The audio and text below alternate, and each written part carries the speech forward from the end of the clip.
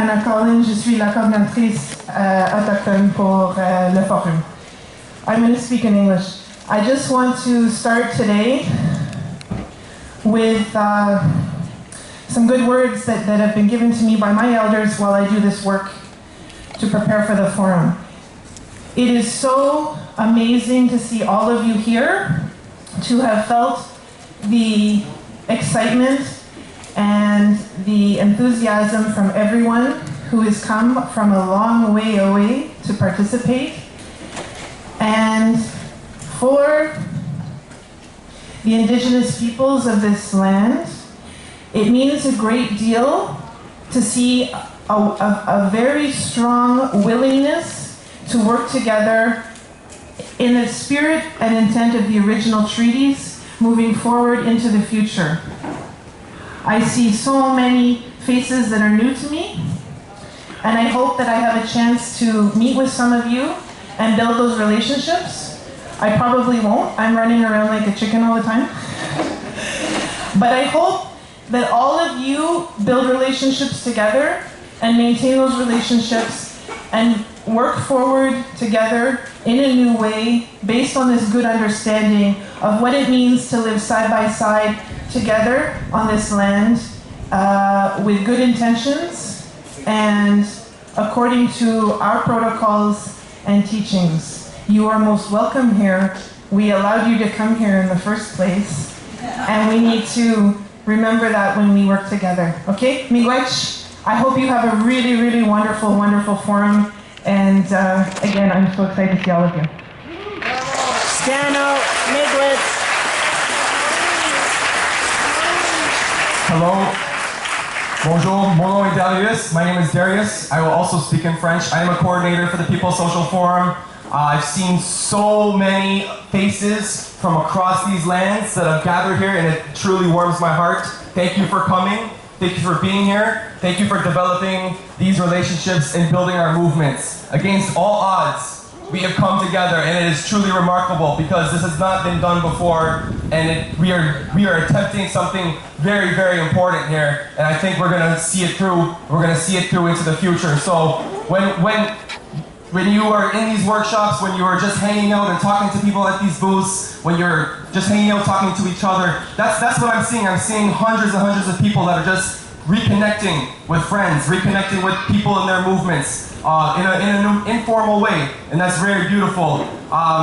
There's going to be a lot of that. There's going to be a lot of amazing things that are going to happen over the course of these 4 days, but please respect each other, respect the land, respect each other's movements. We have various different ideas here. There's a lot of room for debate, but we have to come together in a spirit of respect and of mutual understanding that we are a part of something much bigger. And I'm just thrilled that there is such a diverse group of you here, and I'm looking forward to the next 4 days. If people have time to help, please sign up for volunteering because we need some help. Thank you so much. I'm not going to take too much of your time, but enjoy the forum, and I'm going to pass it off to Roger Rashi. Hello. Thank you very much. Merci beaucoup d'être venu ici aujourd'hui. I'm just going to give you 2 technical pieces of information. The yellow buses that you see there will be taking the Quebec delegation to the rallying point on the Gatineau side, and that contingent will eventually join us on Parliament Hill. Not to worry. At the end of Naomi's speech, there will be other school buses to ferry you to the War Museum, and from the War Museum we'll connect with the Quebec contingent, connect with the contingent from Victoria Island, and we will all march in unity towards Parliament Hill. So you will, I'm sure, enjoy the conference by Naomi. I am sure that you're enjoying the forum. So this is only the beginning, and now I'm asking Gabrielle Dubois, the former spokesperson of the Quebec Student Strikers, and Naomi to come on stage.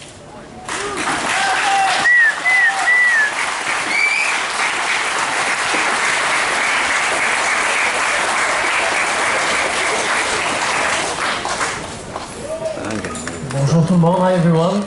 Merci beaucoup d'être ici en si grand nombre, d'être au moins 200 déjà pour cette conférence d'ouverture. C'est un grand plaisir pour moi de vous accueillir au Forum social des peuples. Et puis, je remercie évidemment l'organisation de me donner l'opportunité d'introduire notre conférencière d'aujourd'hui. If some of you don't speak French, I think you can have translation devices. There is simultaneous translation here. My part is going to be in French, and Naomi will continue after in English. Donc je le disais, c'est un honneur pour moi, c'est un plaisir de vous introduire à cette première grande conférence du Forum social des peuples. Je me suis beaucoup demandé comment j'allais introduire Naomi Klein. Je me suis beaucoup demandé surtout par où j'allais commencer. Puis l'idée m'est venue il y a quelques jours. Je viens tout juste de revenir d'Argentine. J'étais donc jusqu'à il y a quelques jours en Argentine. Et puis, comme vous le savez probablement, l'Argentine traverse actuellement une nouvelle période d'instabilité économique liée à l'activité spéculative de 2 fonds d'investissement américains au sujet de leur dette nationale. J'étais donc, il y a quelques jours, à Buenos Aires même, plongé dans ce débat-là, en essayant de comprendre avec mon espagnol rudimentaire ce qui se passait autour de moi, quels étaient les enjeux, quelles étaient les forces en présence. Et j'avoue que j'étais un peu perdu et j'avais beaucoup de difficultés à comprendre l'origine de la crise de la dette argentine. Et à ce moment-là, je me suis rappelé qu'un de mes amis m'avait parlé d'un documentaire sorti en 2004, un documentaire qui justement racontait la crise économique en Argentine en 2001 et un documentaire qui expliquait quelles avaient été les réactions populaires à cette crise. C'est un documentaire qui s'appelle The Take. Et j'ai fini par trouver le documentaire sur Internet et j'ai réalisé, en écoutant le film, que c'est un des premiers films que Naomi Klein a réalisé. Un film donc qui est sorti en 2004, il y a exactement 10 ans. J'ai écouté ce documentaire et puis ça m'a beaucoup aidé à comprendre ce qui se passait autour de moi et ça m'a frappé parce que je me suis dit, ce documentaire-là a été réalisé il y a 10 ans, presque jour pour jour, et pourtant il était encore d'une actualité et d'une pertinence absolument incroyable. Et je pense que c'est le genre d'histoire que plusieurs d'entre nous avons avec notre conférencière aujourd'hui. Le grand mérite du travail de Naomi Klein depuis donc plus d'une décennie, c'est pas nécessairement d'avoir repoussé les limites de la théorie, mais c'est d'avoir introduit des centaines de milliers de personnes à la critique politique et à la critique sociale. D'avoir éclairé les esprits et les cœurs au sujet des injustices d'aujourd'hui et d'avoir ouvert les portes du possible pour que nous puissions ensemble entrevoir un meilleur avenir que celui qu'on nous prépare derrière les portes closes des conseils d'administration des grandes corporations. Beaucoup d'universitaires, beaucoup d'intellectuels cultivent l'hermétisme, s'enferment dans l'ésotérisme de leur discipline. Notre conférencière aujourd'hui s'est toujours refusée à faire cela. Oui, c'est une intellectuelle, mais c'est une intellectuelle qui s'est engagée dans un dialogue ininterrompu avec les mouvements sociaux, avec les militants, avec les militantes qui composent ces mouvements. Elle veut réfléchir avec eux, avec elles, avec l'ouverture et la générosité qui est la marque des grands. L'intellectuel palestinien Edward Said écrivait dans un de ses livres célèbres « Aucune révolution ne s'est produite dans l'histoire moderne sans intellectuels. Inversement, aucune contre-révolution non plus ne s'est produite sans intellectuels. Les intellectuels ont été les pères et les mères de ces mouvements, leurs fils et leurs filles, voire leurs neveux et leurs nièces. La conférencière que j'ai l'honneur de présenter aujourd'hui est probablement l'une des filles de la révolution néolibérale à laquelle nous assistons depuis 30 ans. Naomi Klein est l'une de celles qui a le plus contribué à faire connaître du grand public les périls liés à cette transformation de notre société. Inversement, elle est probablement appelée à devenir l'une des mères de la contre-révolution écologiste et progressiste que nous tentons, notamment cette semaine, de mettre au monde. Ladies and gentlemen, she is an award-winning journalist and a prolific author of international bestsellers. Her new book, This Changes Everything, Capitalism versus the Climate, will be published in September 2014. Please welcome Naomi Klein.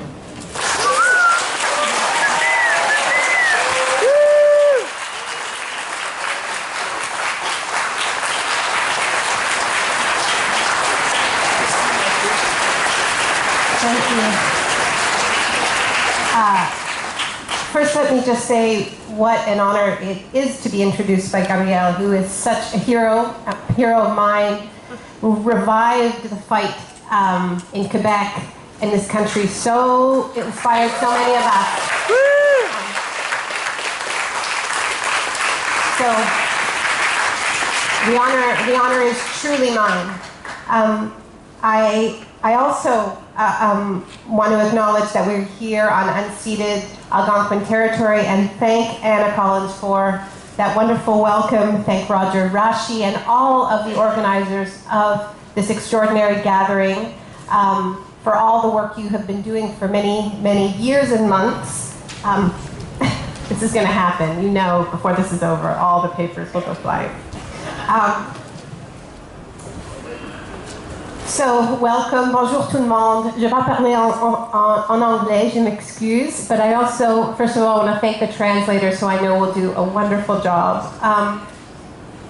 I've been thinking about precedents for this moment, and the last time we have had a large-scale grassroots convergence of so many different social movements, so many different streams coming together in our country. And I don't think there is a direct analogy for what we're seeing here and what we will see here over the next few days. But I've been thinking about Quebec City in April 2001, really as the last time I remember. I think there are some veterans of that moment here. A time when our different sectors came together against a common enemy and to advance a shared agenda. That's when Canada's social movements helped lead a continent-wide mobilization to stop the proposed free trade area of the Americas. And we didn't just come together, we came together and we won. The FTAA died, never to be revived, and it is a testament of the power of these kinds of convergences. But a few months later, in the anti-activist chill post 9/11, that movement died. Not our individual movements. They, for the most part, remained intact. Some of them expanded. But that coming together broke apart. That movement of movements, as we called it at the time. And many of us went back, some of us fearfully, into our respective silos. Now, that breakup happened for many reasons. That's part of what I explored in my last book, in The Shock Doctrine, about how moments of crisis, of shock, make us lose our story, our narrative. And in large part, that book was driven by that experience of being part of a movement that was kind of shocked out of existence before its time. The reason I think it's worth looking back is not out of some nostalgia. Because that movement was far from perfect, and I think already this convergence is getting things right that we didn't get right. I think that the leadership of First Nations people that has been, and the respect that has been a huge part of organizing this summit and the success of this convergence is something we didn't do as well in 2001.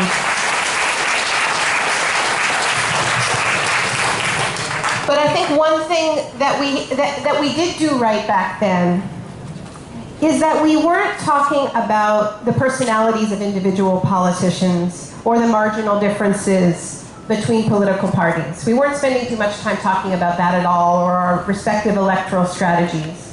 What we were really talking about was the economic system that underlied all of that, underneath it all.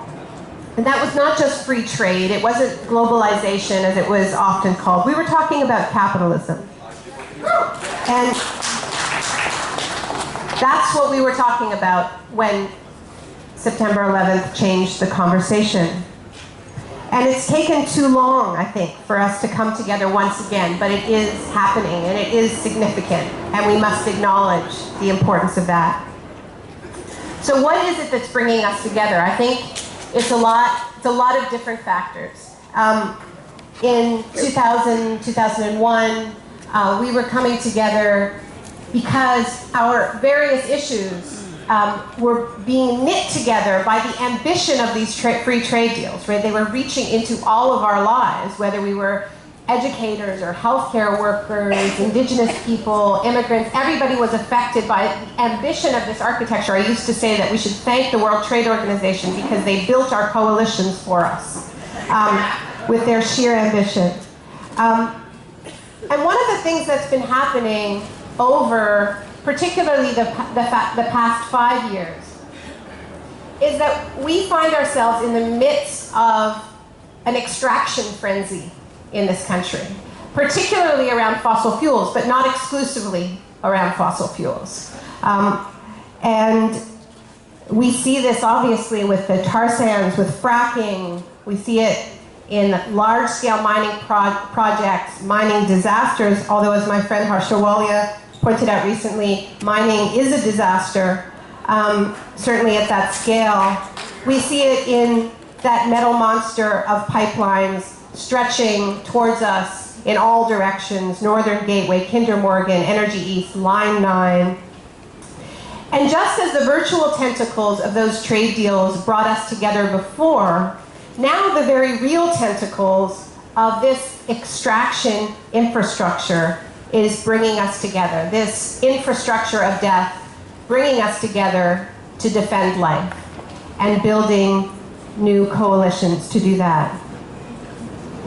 And once again, I think we have to be clear. Ultimately, this is not about stopping individual pipelines or an individual mine. It's not even about stopping the tar sands. It's about the logic fueling all of it. The logic that sacrifices life on the altar of money. And this is the same logic that our social movements who are focused on fighting poverty, fighting for housing rights, for healthcare rights, for education rights, are also fighting that fundamental battle between life, profit, life, and money. A system that would sacrifice the lives of certain people because they're deemed less valuable. This is the logic at play in the epidemic of missing and murdered Indigenous women. It's the logic that we see at play right now in Ferguson with the sacrificing of young African American lives. And I think it is the same logic that treats certain people as fundamentally disposable that is at the heart of the extractive economy, that declares certain areas to be acceptable sacrifice zones in the name of turning Canada into an energy superpower. It's a supremacist logic. It's a supremacist logic that divides the world relentlessly into somebodies and nobodies, into somewheres and nowheres, or worst of all, the middle of nowheres. This is a logic that founded this country we call Canada.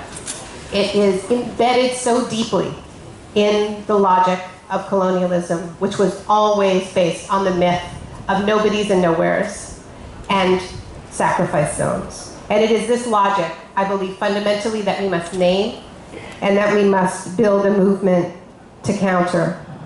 Because we are living in a historic time where what we do in the next 10 years determines the fates for generations to come.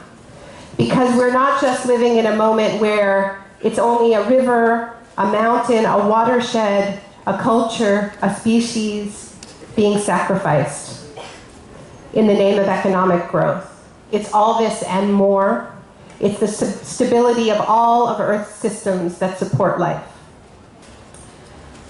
Friends, we are up against a psychotic logic that has profoundly confused destruction with creation. And that is what we have to change. Not just by saying no to Harper's worst ideas, though we have to do that, but by proposing and demonstrating real alternatives, relationships to the land and relationships with one another that are not based on creating ever larger sacrifice zones, but on protecting and regenerating life in everything that we do.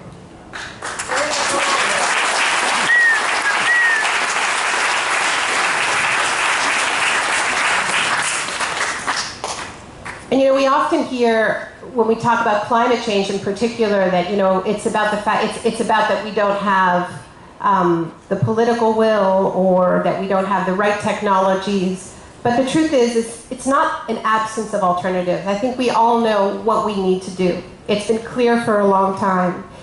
I think fundamentally it's an absence of conviction that we are up to this tremendous task, which we must admit is a terrifying task. It is both a huge responsibility and a huge honor to be alive and breathing in a moment such as ours. We know where the current system, if left unchecked, is headed.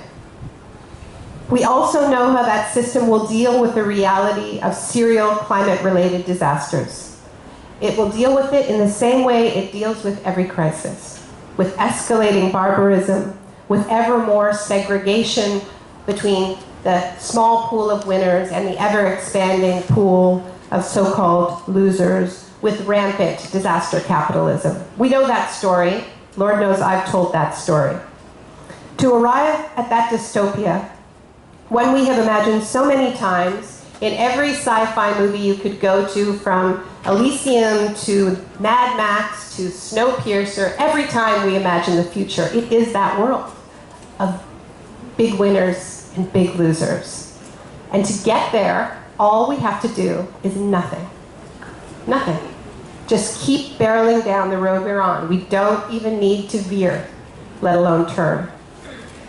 The only remaining variable is whether some countervailing power will emerge to block that road and simultaneously clear alternative pathways to destinations that are far safer.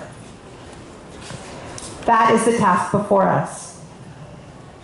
A movement capable of imagining other futures than that dystopic story we keep telling ourselves over and over again. A story about how we come together in crisis rather than apart. A story about how we find our best selves amidst those challenges, because we know that it goes one way or the other. And I always said this when I was talking about the shock doctrine. When crisis hits us, whether collectively or individually, and we know this, we either fall apart or we find reserves of strength we never knew we had. We are tested in crisis, and we are being tested. We can already see glimpses of these kinds of transformative movements, particularly in the fights where those life and death struggles are playing out in people's lives firsthand. I've been lucky enough to spend the past 5 years researching the rise of what some call the fossil fuel resistance. It's more than that. It is a movement against this logic of extractivism. I've seen it in this country in the incredible movement against the Northern Gateway Pipeline, which is a movement that is so much driven by love as opposed to hate. You know, it is, and it is building those rare coalitions and healing, in many ways, historical wounds, because settlers are realizing that the only barrier to Harper's unending dream of extraction are the rights of First Nations people. And this is not based on charity. It is based on respect, and it's based on gratitude. And this is a major change in this country. But I've also seen this in movements, an incredible movement in Halkidiki, Greece, where communities, farming communities, are fighting a Canadian gold mining company called El Dorado. And the way they're coming together, you know, people talk about how these are it's the most intergenerational struggle they've ever been a part of. They say, we used to leave the old people at home to just watch television, but then we discovered they were the only ones who knew how to cook for 50 people. And they knew how to cultivate, you know, collectively, and they knew how to care for the land, and we had to learn from them. And you know, it's so interesting, this company is called El Dorado, right? This is this highly kind of genocidal name, and it's almost like the European colonizers are coming home to pillage themselves, right? And And this is what this moment is bringing. It's not that this is a new phenomenon. It's that the sacrifice zone is getting bigger and bigger because the appetite is so voracious. And we see this spirit, we certainly saw it in El Zapata. We see it in fights against fracking all over the world, where people are putting water first. We see it in fights against coal plants in Andhra Pradesh, India. We see it in an incredible shift in China, which is always, such a handy scapegoat in all of these discussions. Nothing we do matters because, China is opening a coal plant a week. We hear it all the time. There is a raging debate in China about the cost of this kind of economic development because people can't breathe, because people can't let their kids play outside. They have to send their kids to school wearing masks. I mean, there's nothing more fundamental than the right to breathe. And that right is being sacrificed in the name of growth and progress. And it is leading to a fundamental questioning of economic growth in the fastest growing economy in the world. Things are changing. You look up and down the Pacific Northwest at the incredible resistance movements against coal export terminals. On and on. Every movement is different. But there are these common elements that you can start to see. First of all, tremendous courage and a willingness to do what it takes to defend land and water and air despite tremendous police repression, and there is always tremendous police repression. These new kinds of coalitions, often, as I said, helping to heal very old wounds.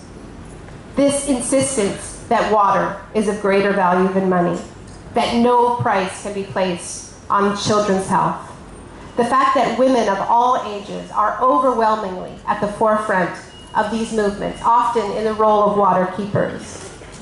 A deep love and fierce protection of place. The bold and creative use of law, often with Indigenous rights serving as the most powerful weapon. A revival of democracy at the local level, at the most local level. And I think the most interesting thing about this wave of resistance is the way in which alternatives and resistance are woven together. My friend John Jordan, who's a wonderful activist based in France, talks about resistance and alternatives being the twin strands of DNA. That you can't have one without the other. And we've often paid lip service to this, but more and more this is becoming the lived reality.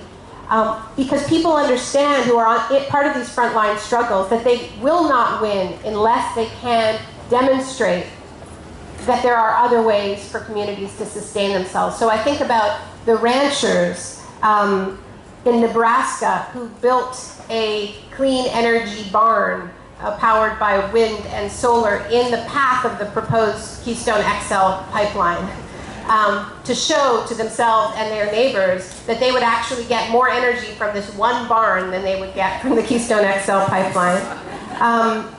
Or a village in England that's in the midst of the fracking free-for-all, the dash for gas over there, that decided that rather than just saying no to fracking, they would start their own renewable energy co-op. And this community had been tremendously divided over the jobs versus the environment question. But then even people who were on the pro-fracking side decided to join the co-op because they realized they would be actually getting less expensive energy and that it would keep resources in the community.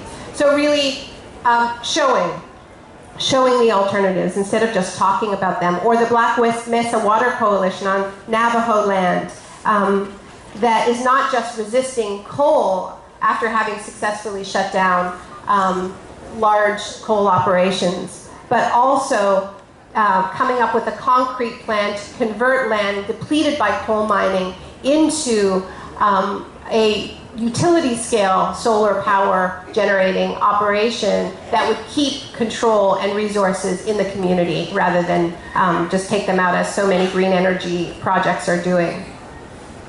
This understanding of the moral imperative to provide real economic alternatives to the suicidal economic path we're on is, I'm convinced, key to the success or failure of this historic moment, whether we rise to this historic moment. Because the simple truth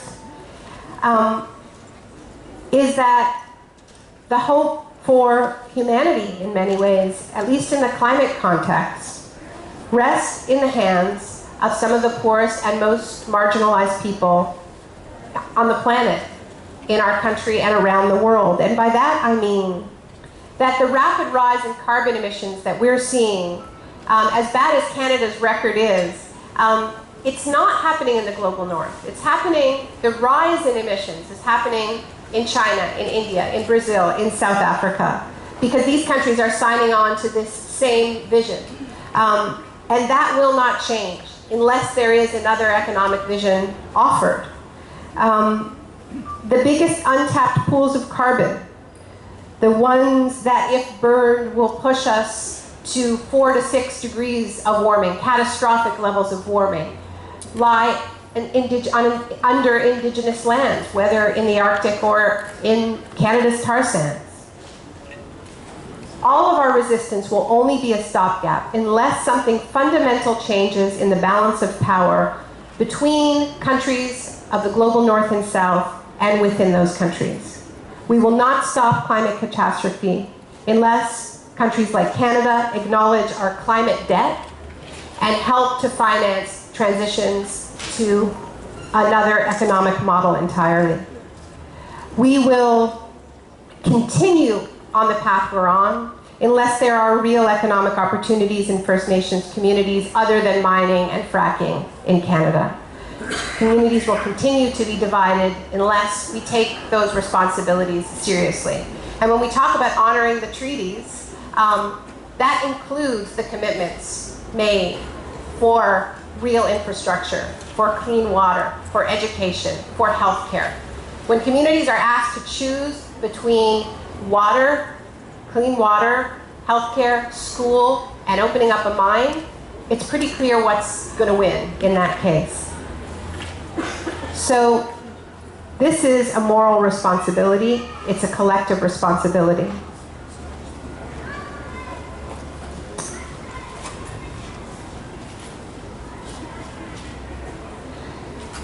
Now, one of the questions that comes up most when I talk about these issues is more and more I think we recognize the depths of the challenge. But what we doubt, most of all, is our ability to rise to this challenge, our ability to do what it takes. And I think it helps to look to the social movements of the past for inspiration, and to also look at what went wrong. And I think that there are some really important lessons when we look at that history. And one of them is that we tend to consistently win when we win. The legal battles, the cultural battles, the representational battles, and we often lose those core battles for redistribution, the economic battles. So we end up more with the symbolic victories, and the entrenched inequalities stay in place. There's a quote from Martin Luther King that is one of those quotes that doesn't get repeated enough, and it's from 1967. He says, "The practical cost of change for the nation up to this point has been cheap. The limited reforms have been obtained at bargain rates. There are no expenses and no taxes are required for Negroes to share lunch counters, libraries, parks, hotels, and other facilities with whites. The real cost lies ahead. The discount education given to Negroes will in the future have to be purchased at full price if quality education is to be realized. Jobs are harder and costlier to create than voting rolls. The eradication of slums housing millions is complex, far beyond integrating buses and lunch counters." I think you could apply a similar analysis to so many of the liberation movements in whose footsteps we step. And this is not a criticism of those movements. It's just a fact that the second wave feminist movement was not just fighting for equality before the law, but also the more radical elements were fighting for wages for housework, for fundamental changes in the economy that would have required real distribution of wealth. So many liberation movements had at their heart the redistribution of land, and those parts of their movements were never won. We look at the great movement against apartheid in South Africa. They won the vote. They won the right to mobility. But they were also planning to nationalize the banks and the mines, and it was that was sacrificed, and that was the money that would have paid for the economic transformation in the townships.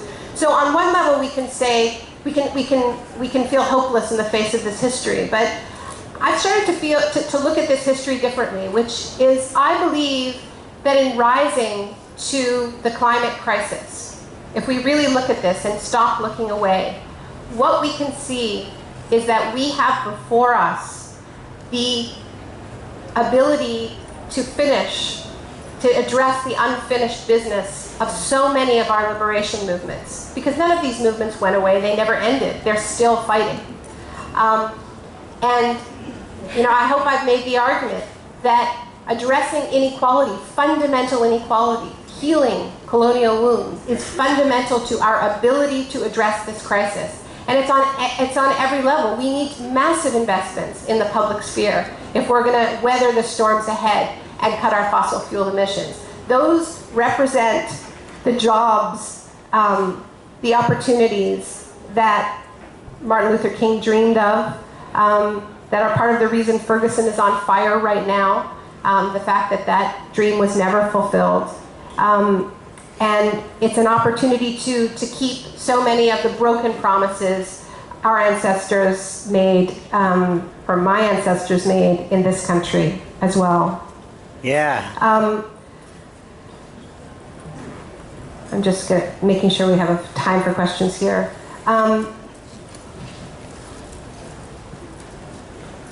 I want to talk a little bit more about what we can learn from the transformative movements of the past that did succeed in these big battles for redistribution of wealth, because there have been big wins. We know that after the Great Depression, the New Deal era, there was a huge shift in the balance of powers. This was, the era when union membership soared, when owners and bosses were forced to share far more of their wealth than they wanted to.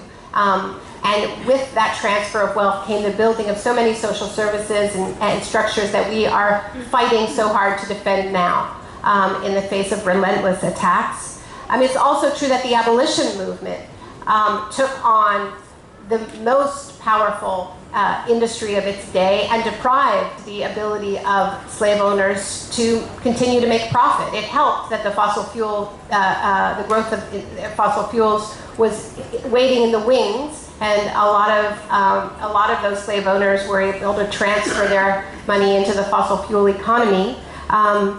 But it nonetheless represented a significant transfer of wealth. But we also know that is another unfinished bit of liberation, because reparations were never paid. In fact, reparations in many cases were paid to the slave owners, but not to the slaves. France was paid reparations for losing its slaves in Haiti. British slave owners were paid huge amounts of money for the loss of their human property, but that property was never paid reparations to begin a new life. Our world is still scarred by these injustices, and it's not going away. If anything, if these past years have made that clear, I hope it's made that clear. And we have a moment. We have a crisis that is our moment to heal these wounds.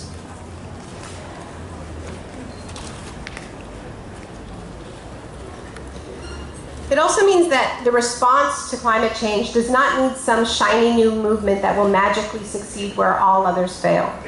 Rather, as the farthest reaching crisis created by the extractivist worldview, and one that puts humanity on a firm and unyielding deadline, climate change can be the force, the grand push that will bring together all of these still living movements, a rushing river fed by countless streams, gathering collective force to reach the sea. Winning will certainly take a convergence of such diverse constituencies on a scale previously unknown. Because although there is no perfect historical analogy for the challenge of climate change, There are certainly lessons to learn from the transformative movements of the past.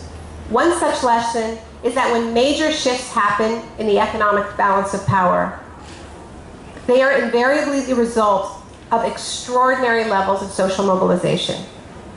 At these junctures, activism becomes something that is not performed by a small tribe within a culture, whether that tribe is a vanguard of radicals or a subcategory of slick professionals, though each may play their part.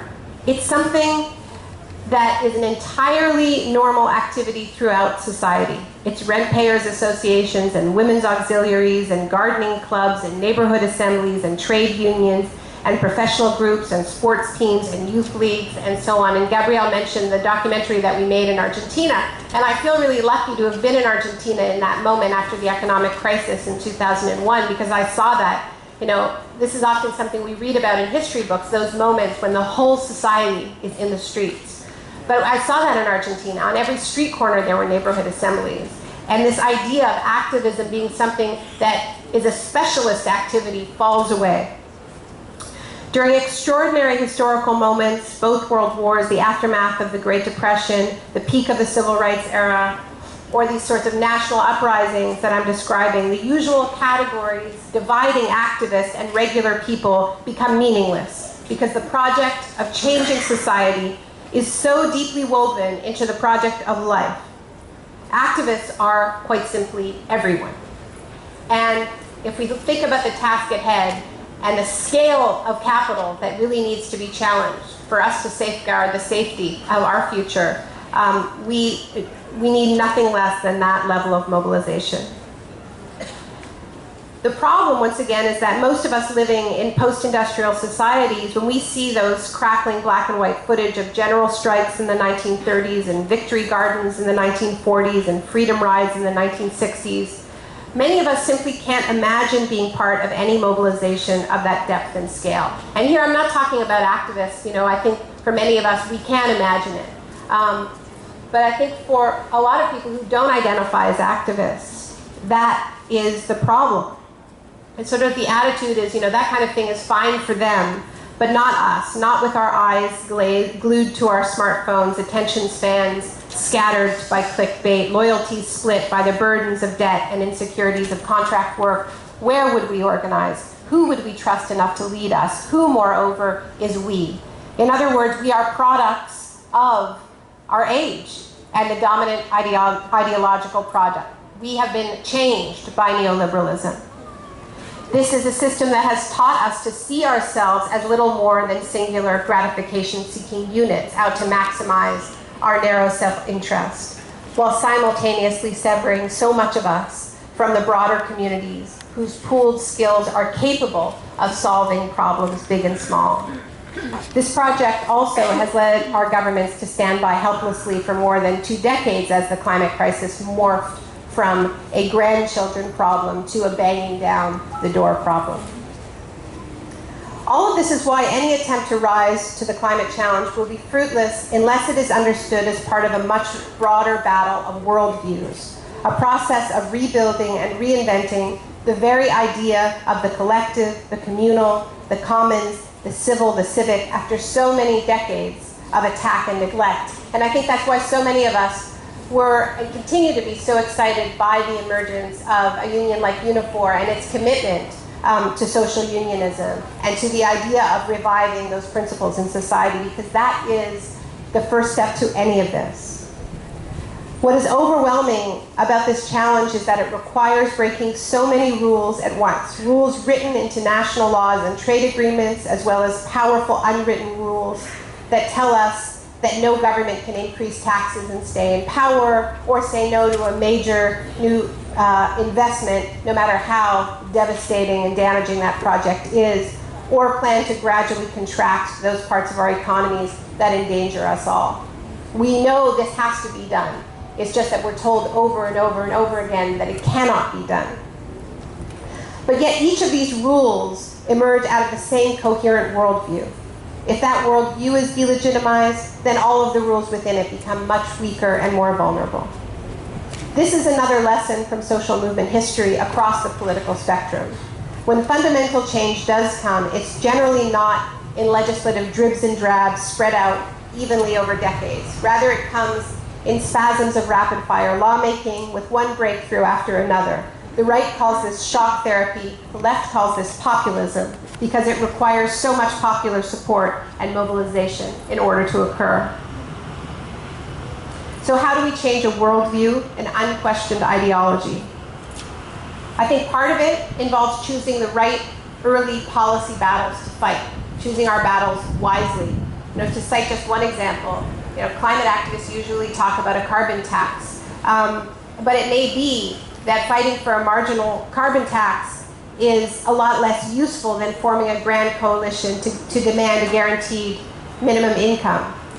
And that's not only because a minimum income makes it possible for workers to say no to dirty energy jobs, but also because the very process of arguing for a universal social safety net opens up a space for a full-throated debate about values, about what we owe to one another based on our shared humanity, and what it is that we collectively value more than economic growth and corporate profits.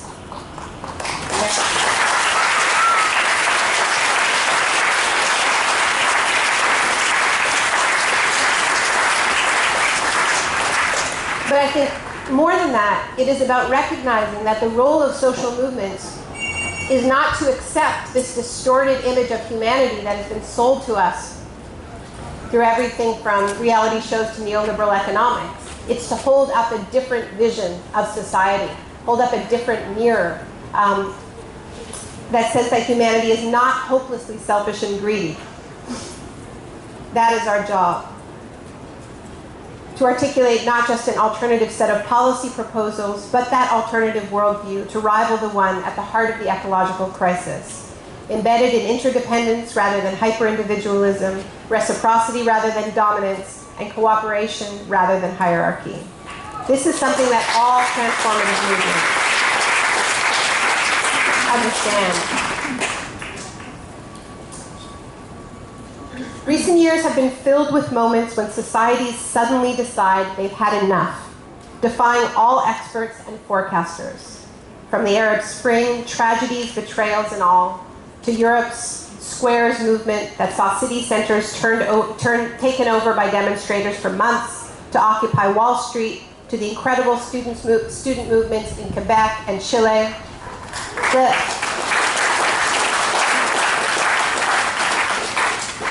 The Mexican journalist Luis Hernandez Navarro describes these rare political moments that seem to melt cynicism on contact as the effervescence of rebellion, which is a phrase I love. And what is most striking about these moments, these upwellings, is that they so often come as a surprise, most of all to the movement's own organizers. I've heard this story many times. It goes like this. One day it was just me and my friends dreaming up impossible schemes. The next day the entire country seemed to be out in the plaza with us. And the real surprise for all involved is that we are so much more than we have been told. That we long for more, and in that longing have more company than we ever imagined. As part of this documentary project, I spent a little time in Athens and in other parts of Greece looking at the anti-extraction struggles. And I had the opportunity to interview Alexis Tsipras, who is the leader of the official opposition in Greece, which is a left-wing political party called Syriza. And it's a very controversial political party because for a little while there, it was really the hope of the European left. And in some cases, it hasn't entirely lived up to expectations. So I had an interview with Alexis Tsipras for the next day, and I was sitting with a group of activists in Athens the night before, and I was canvassing them. I said, what should I ask him? What should I ask Alexis Tsipras? What would you ask? And people threw around a bunch of ideas. And then somebody said, ask him, history knocked on your door, did you answer? And I thought, that's a really good question for all of us. Thank you.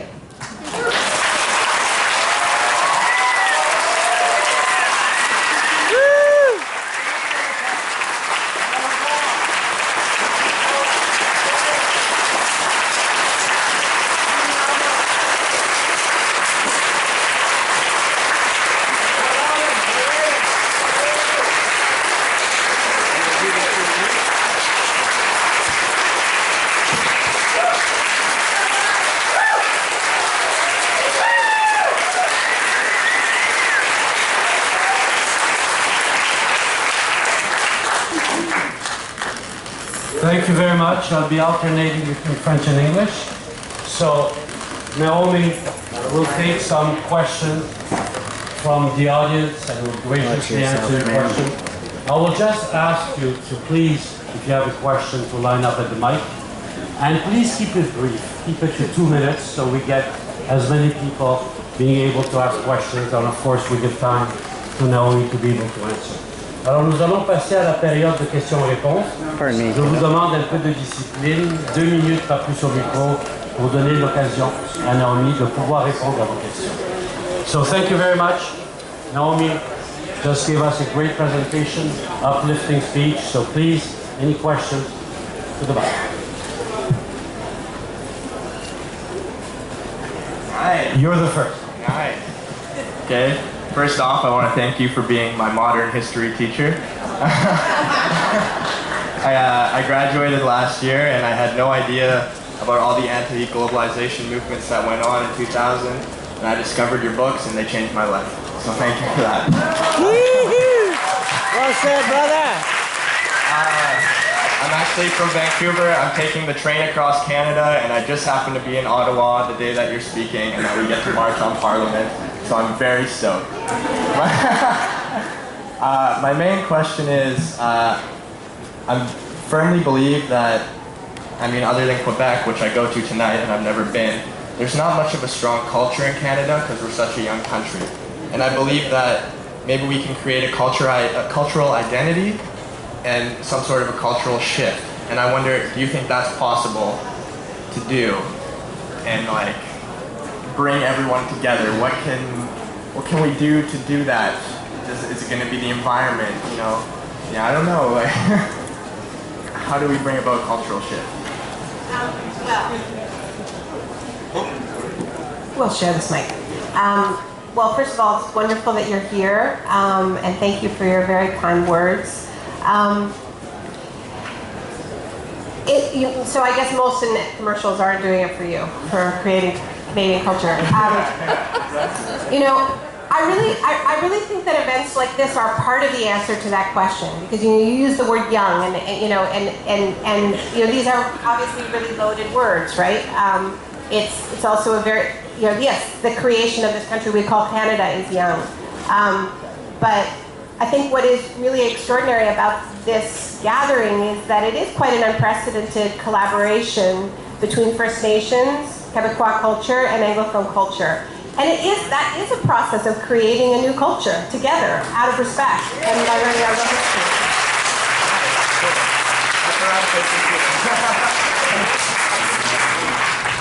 Thank you very much. And anybody else? Questions, please, line up at the mic. I have 2 quick questions myself. Sorry, my voice is a little hoarse. I do music as well as I work and things like that. I'm back from BC. I was born and raised here in Ottawa. I love my city, and my kids are back here with me to grow with me as well. So 2 questions. Are you a mother? Are you a mother? Yes. Okay, great. And I have 7 children, by the way. All the same mother. All the same mother. I don't change the plan. I don't deviate, and because the thing is being a young country, we do have an opportunity to grow. So, and also, may I use some of what I've recorded here today in one of my music videos? Culture is growing. Sure, no problem. Thank you very kindly. Because I'm a mother, by the way.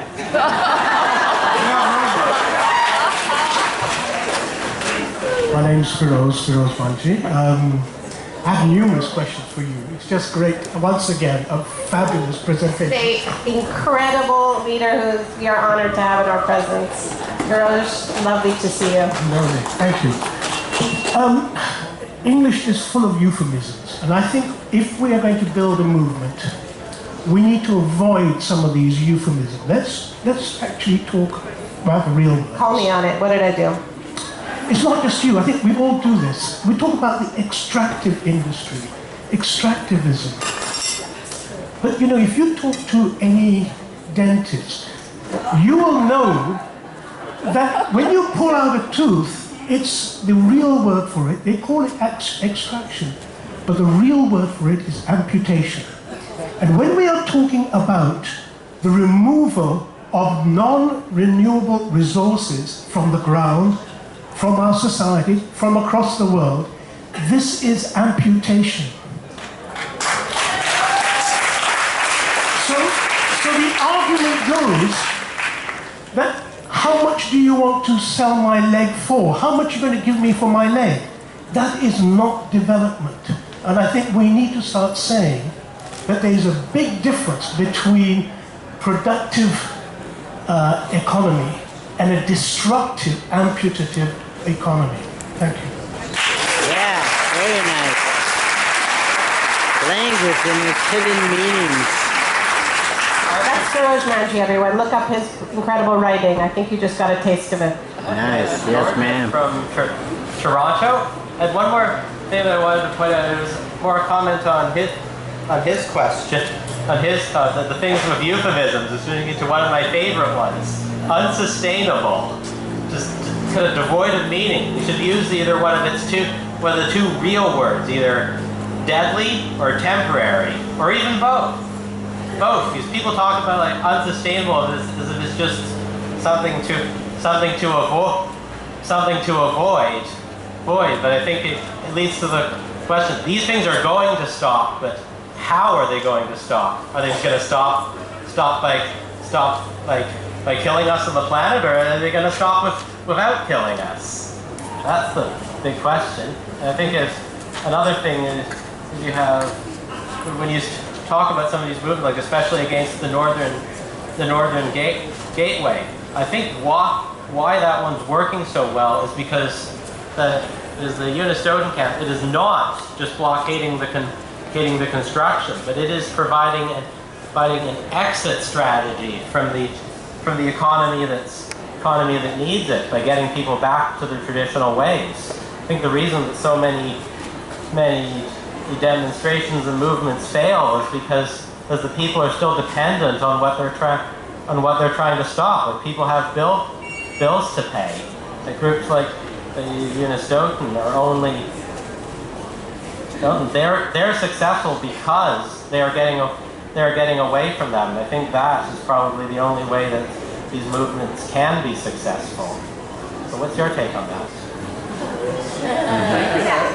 Thank you. I think it's a great point, and it was what I was part of what I was trying to get at about the way in which resistance movements are more and more building the alternative to what they're resisting as they're resisting. And you know, I talked about the example of the Greek movement fighting the El Dorado gold mine, and that's been a huge part of it. Has been it has been a revival of local agriculture and making themselves less dependent on outside forces, because the whole model is what economic development means is an outside company coming in and providing jobs. And they're trying to come up with a model that says, no, we can provide work, we can provide food, we can take care of ourselves without that outside force. I mean, they're not letting the government off the hook.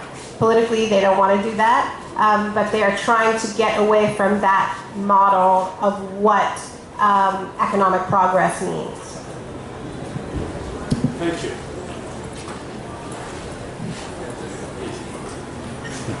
Come on, there are some women in this room. Please help me out here. I love you guys, but come on. I was going to propose to alternate genders, but I can't alternate unless you go to the mic. Sorry, I didn't mean to say anything. No problem. No, that's fine. Good afternoon, Mrs. Fan. The name is Robert Chisholm. I would like to raise a very difficult question, which for reasons that will become apparent in a moment, I think will be of some interest to the students in Quebec. It concerns corruption in business and exposing and expunging such corruption when people in the mainstream media have refused to even ask so much as one question about it. In particular, I'm referring to that huge engineering company known as SNC Lebanon. We know all about the corruption involving the bribery, improper payments, and so forth in Libya and a few other things.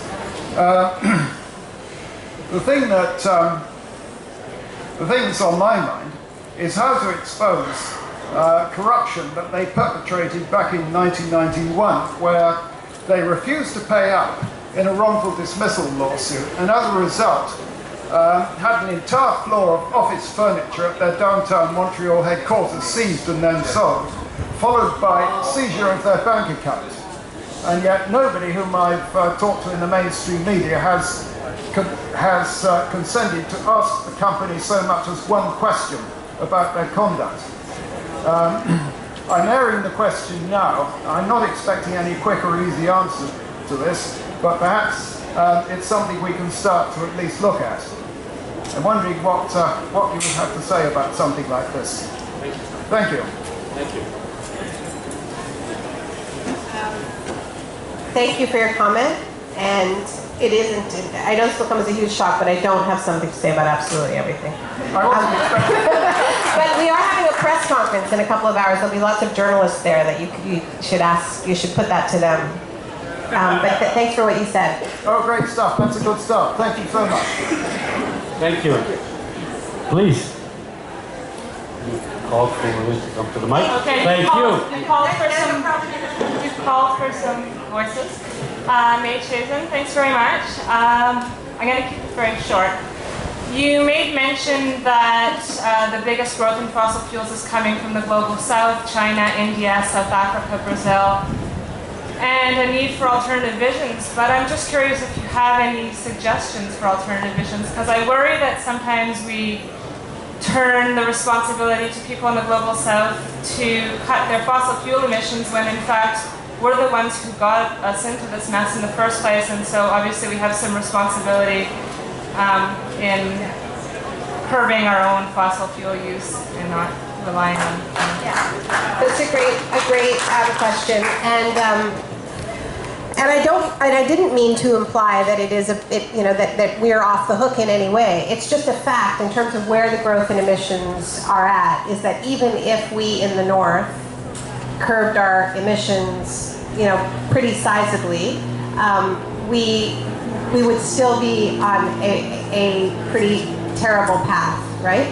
Because the growth in emissions, and that's what's really changed basically since 2000. Like before 2000, global emissions were going up by about 1% a year, and then in 2000, starting in 2000 over the decade, emissions started going up by around 3.4% a year. And if you look at where those greenhouse gases are coming from, it's intimately tied to the so-called emerging economies, which some people joke are like the submerging economies. I mean, it's an incredibly bizarre word, emerging economies, but that's the discourse as if they didn't exist before.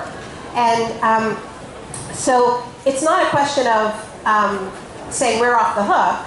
The question is, if we do nothing, this is going to continue to happen because it's the only economic development path that is on offer. And if you go to the climate change summits, basically the argument is, well, you started it and you're not doing anything, so we're going to do what you did even faster and on a bigger scale, and this is not